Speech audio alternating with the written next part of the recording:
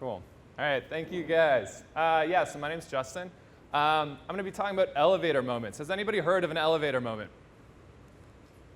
I see no hands. One hand. Well, that's a little surprising because it was a term that I made up. I would love to know what elevator moments you've heard of. Maybe we talk after.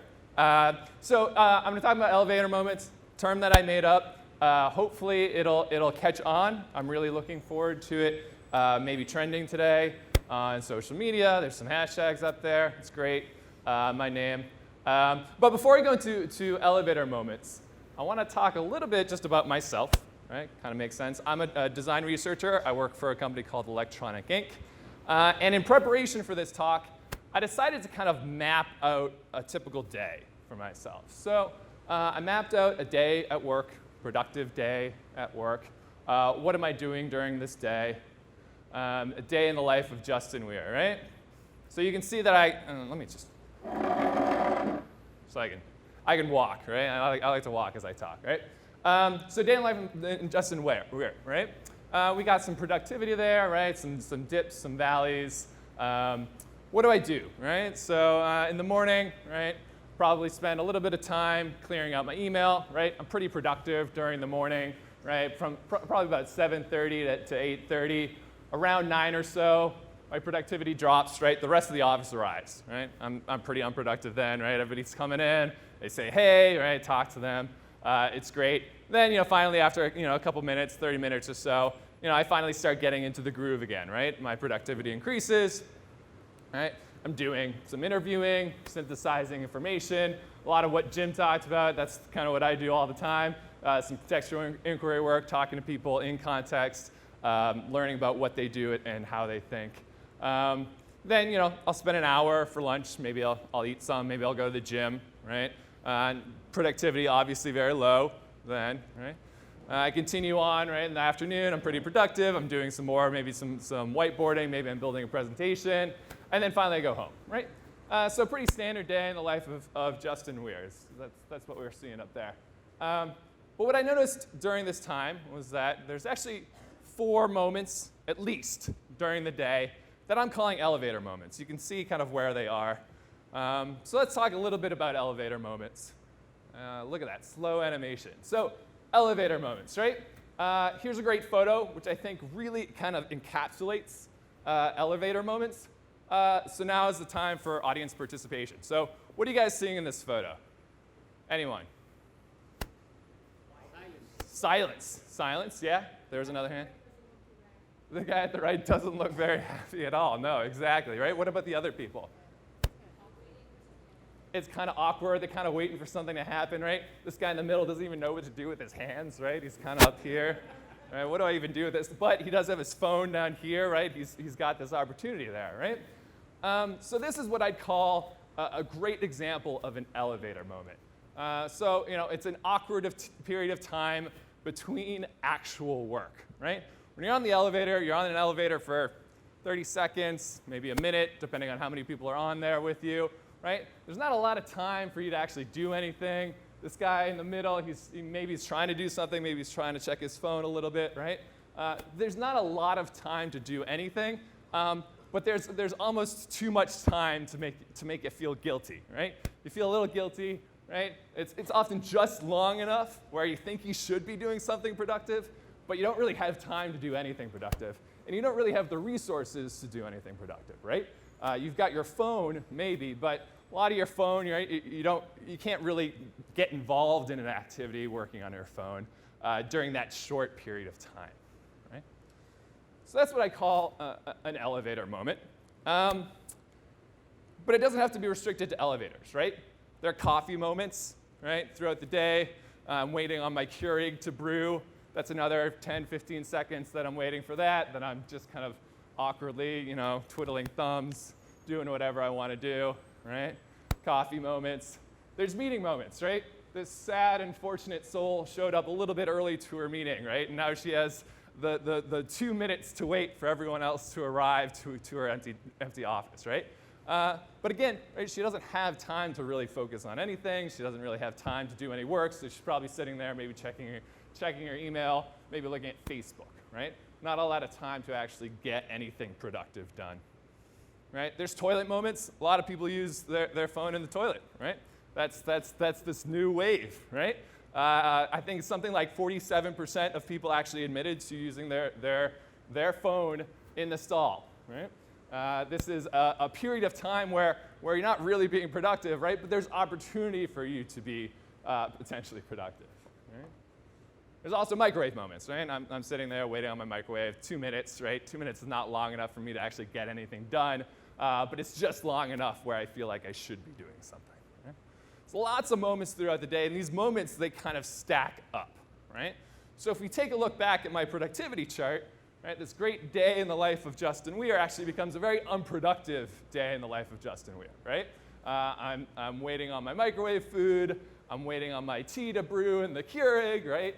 I've got a lot of these moments throughout the day where I'm not being productive. Right? So you might be asking yourself now, right? But Justin, right? How do we turn these unproductive elevator moments into productive ones, right? And so what I like to do is I like to call it designing for the in-between, right? So I wanted to go through just 4 different tips and ways that you can take enterprise desktop software and migrate it to mobile, making kind of those unproductive moments a little bit more productive, right? So 4 tips. The first one, great tip, it's called Bridge. Each tip's got a fun little icon with it. That's the Tower Bridge, right? A little icon, right? But Bridge, right? So what does Bridge mean? Let's see, hopefully this will work. It does work. Okay, great. So what you're seeing here is an ad for a PlayStation. The guy's working on his PlayStation. He sets his controller down. He picks up his mobile phone and starts where he left off. That's a PS Vita, right? He picks up his mobile device. He walks out of the room, right? And now he can kind of continue where he left off, right? So the philosophy behind Bridge is being able to start mobile users, right, where they left off in desktop, right? And the reason being is that, okay, if I have to get up from my desk, if I have to go take the elevator down, if I have to go waiting in a meeting room, if I have to go wait for my coffee to brew, right? I don't want to have to stop and start again, rethink about where I was, continue on, and go on and do the same thing, right? So I want to be able to kind of bridge that moment between where I'm dropping off in the desktop and where I'm starting again in mobile, right? So as I'm walking to my meeting, as I'm grabbing my cup of coffee and I'm sitting in the meeting, I can just continue where I left off. I don't have that kind of drop in productivity as I'm going forward, right? There can be a number of ways to achieve this. A lot of apps right now are doing kind of a push to mobile idea, right? Where you're on your desktop app, you can click a button, it says push to mobile, it pushes you to, it pushes your work that you're working on right to your mobile app, and then you can open it up and work on that. So that's kind of tip 1, is Bridge. All right. Tip number 2 is Plan. A nice little treasure map for you, right? And Plan, what I thought about with Plan was, okay, so I brought this example up of Google Inbox. I don't know, how many of you use Google Inbox? I see 1 hand, 2 hands, right? So Google Inbox is kind of an extension of Gmail, and it's kind of Gmail's newest interesting little mail tool. But what we're seeing up here is the snooze feature.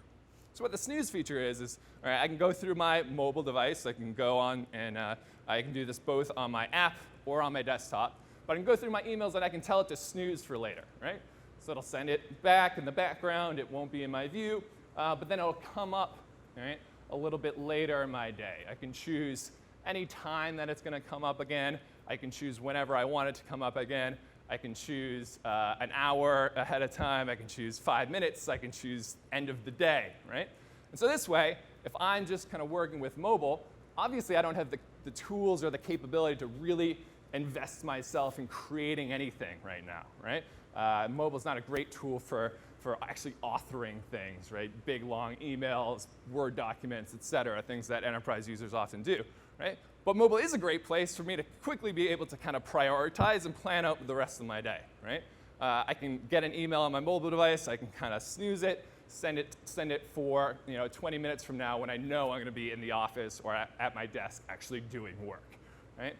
So this way, using mobile, right, providing a way for users to plot out future desktop work. So that's plan. Right? So step number 2, plan, allow people to kind of plan out their work. Right, tip number 3, right, we've got Note. So Note, love the little Moleskine notebook, right? That's a little icon there, right? Note. So what is Note, right? Note, I actually I thought about Google product again, another Google product, right? And this is the Google product, Google Keep. What Keep is it's a note-taking app, and basically, you can go on your mobile device. Right? This is an example that's just showing a shopping list creation. Right? So you can quickly go into your mobile device. You can add a quick note.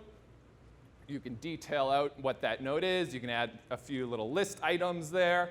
Right? You can give it a color. Right? Click done, and then that kind of adds a quick note.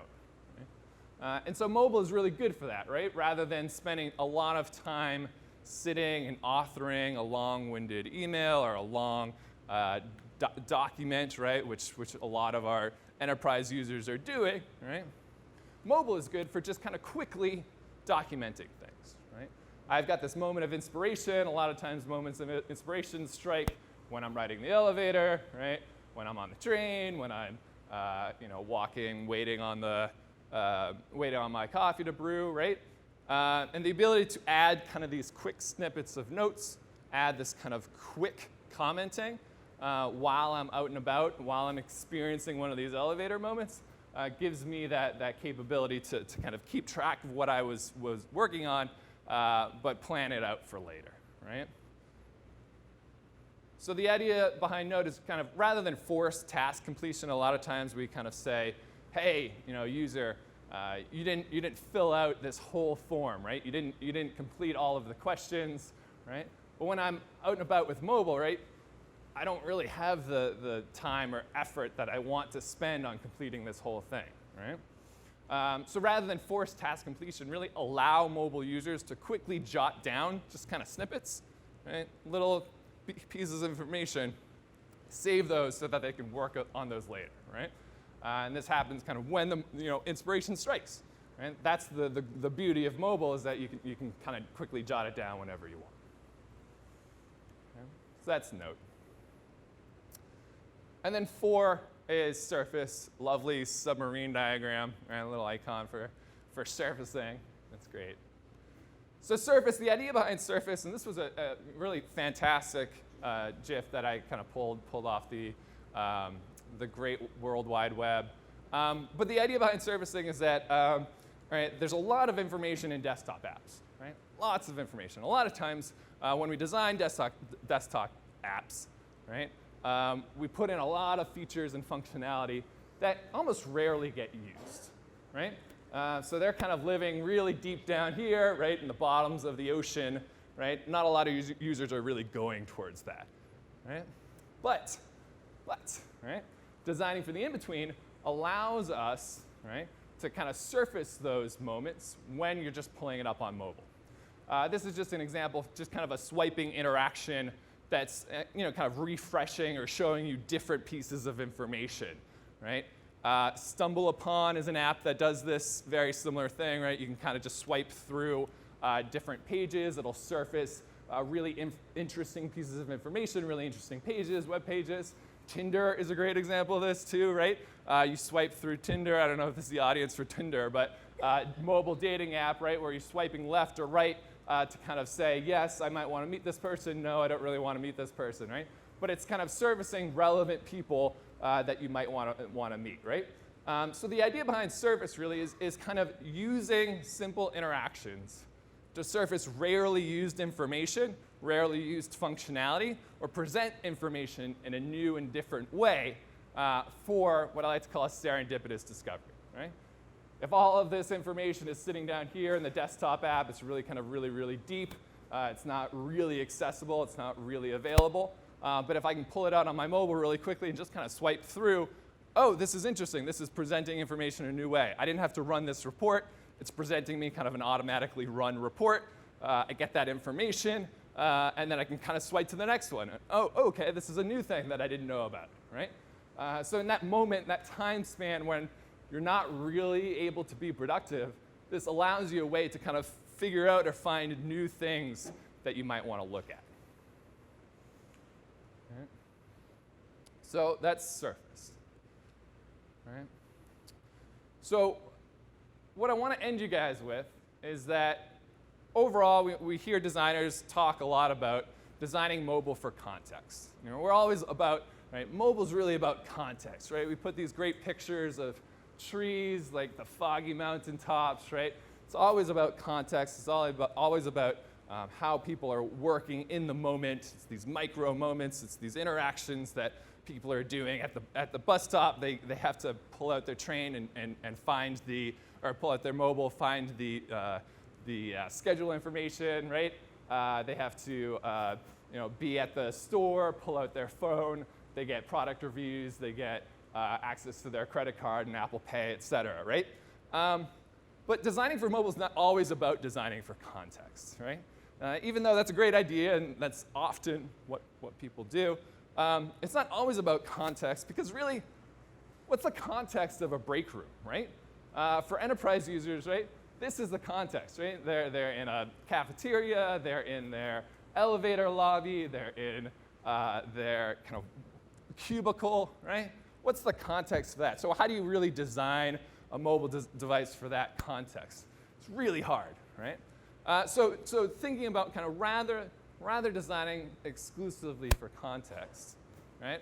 I want you guys to think about designing enterprise apps for the in-between, right? So for elevator moments, think about the 4 things that I talked about and really consider kind of when you're designing and migrating a desktop app to mobile, it doesn't have to have all the same functionality. It doesn't have to have everything presented in the same way. It can use these different tips that I just kind of went through to really provide a little bit more value and increase that productivity throughout the day so that we're not stuck in these unproductive elevator moments. So that, I think that's all I wanted to talk about today. Really appreciate the time. Anybody have any questions? Yeah.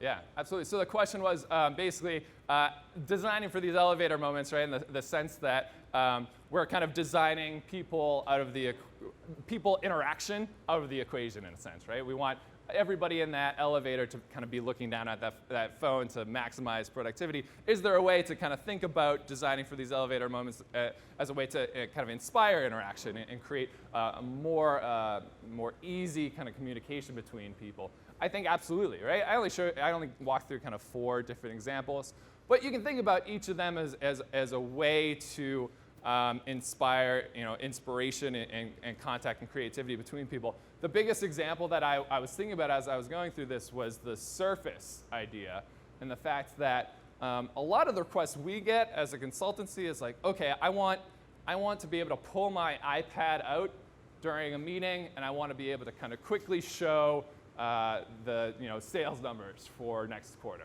or something like that, right? Kind of a quick way to surface that information, right? To bring that kind of report information to the forefront so that I can share it with people, right? And I think that's what you want to do too, right? And the sense that I accept that obviously I kind of frame this around being as productive as possible, but there's obvious opportunities to be able to kind of design mobile apps so that You're sharing that information, right? Everybody has a kind of a shared sense of discovery while you're using these. Absolutely.